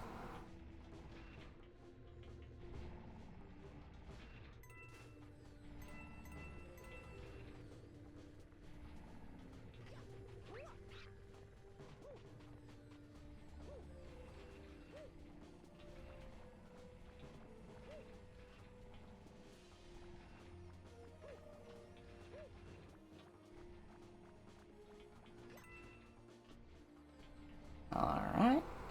And gravity shift.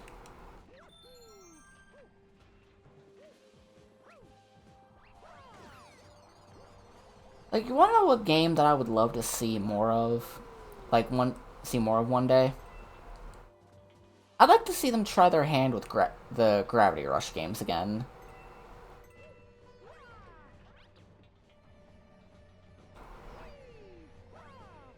Like, we got 2 Gravity Rush games. And they're good. But I'd love to see them do it, you know, again. Not even like a reboot or, like, honestly, when it comes to, like, the story, like, do whatever. Like, the story for the Gravity Rush games is a fucking mess.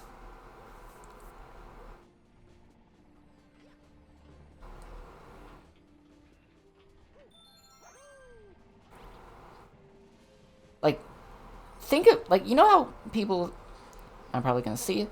You might. I do have more streams planned. I try to do this every day, or at the very least, every couple days.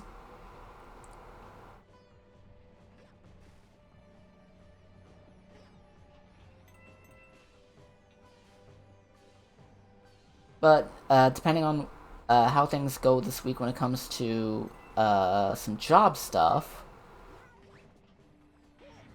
Shit.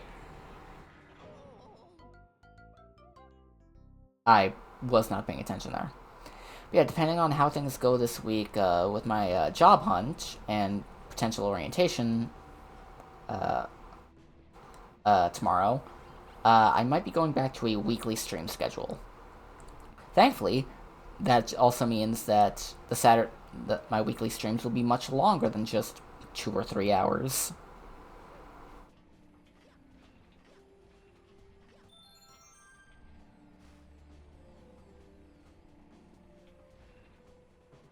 Alright.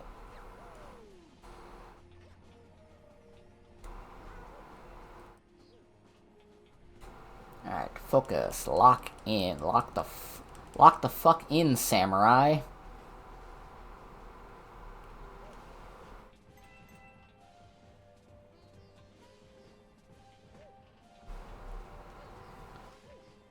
No, no, no, no! God damn it.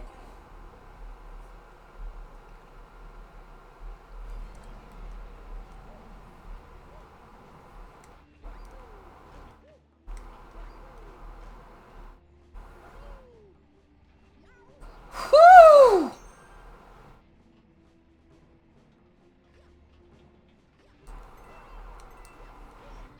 That was a mistake.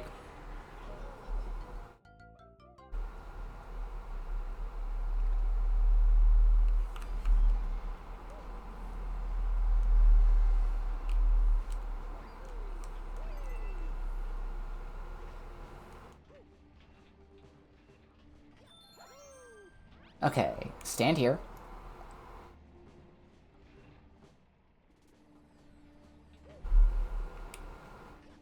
Jump here. Go down. Wait for the gravity shift.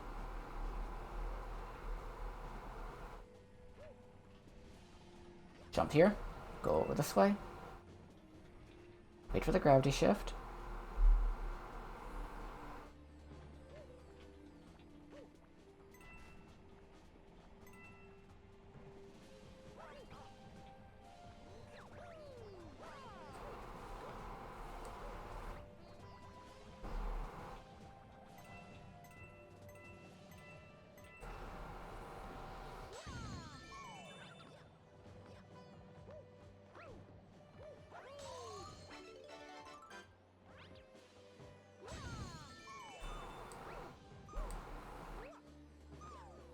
Alright, it's Bowser time!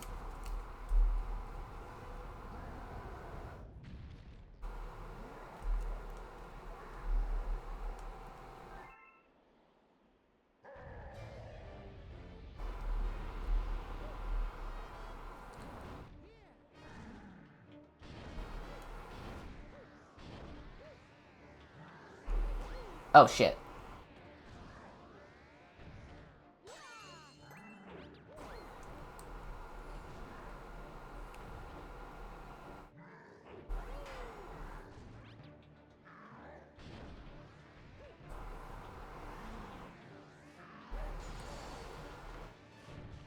Dum, dum, dum, dum, dum, dum, dum, dum, dum, dum, dum, dum.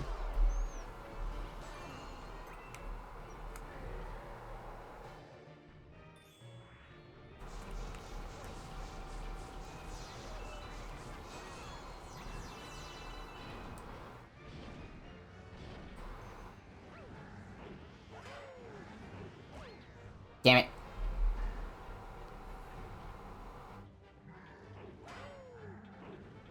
What?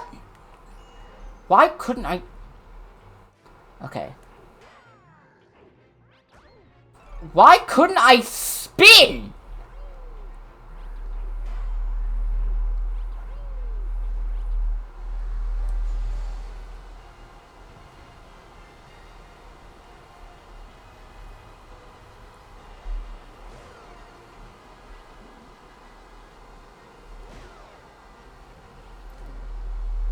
Okay.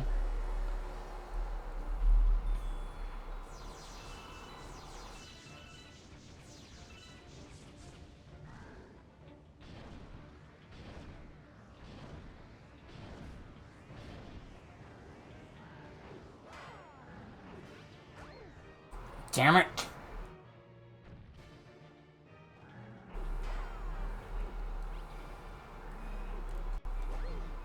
Motherfucker!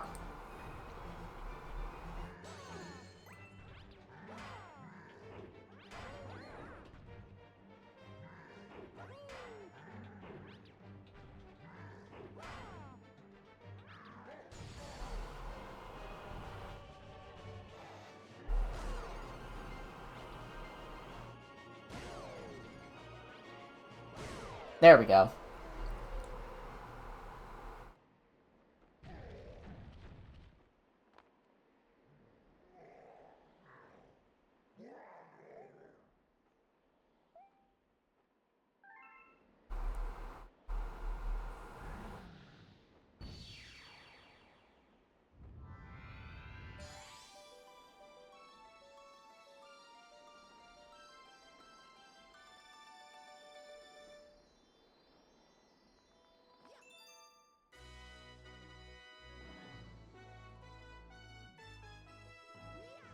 Da-ba-ba-da-ba-bum-bum. Ba-ba-dum.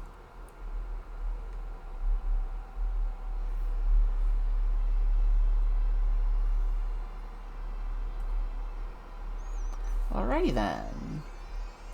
That should unlock another batch of levels.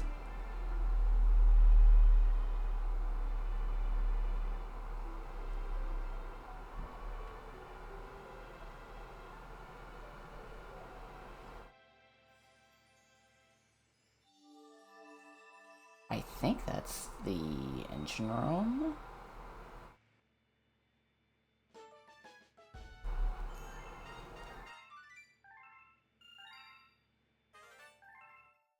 Yeah, it's the engine room.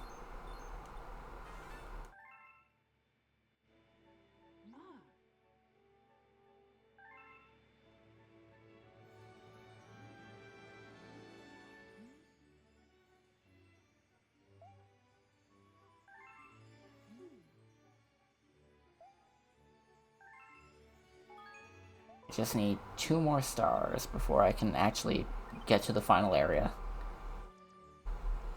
Alright, let's go up to the top real quick, where we'll see what we need, see what weapon, see what galaxies we have available. And after that, we'll call it, and we'll there, after that, we'll call it for the day, and we'll chill out. Let's see what levels await us tomorrow.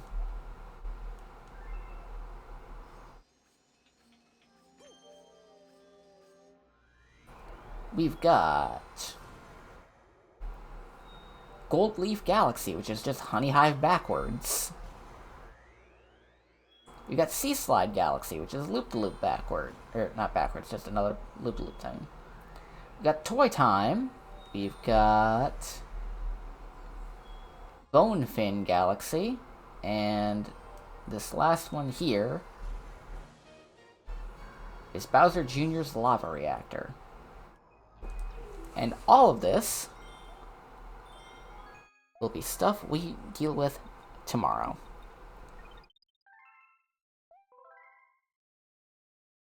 Because right now, I'm tired, I'm a little exhausted. We're at 58 stars, and we'll probably be closer to 65, 70 tomorrow, so alright, ladies and gentlemen, be safe, wash hands, wear a mask if you decide to go outside, get vaccinated, fight Nazis, punch them in the face, and be safe, okay? Let's see who we can raid in.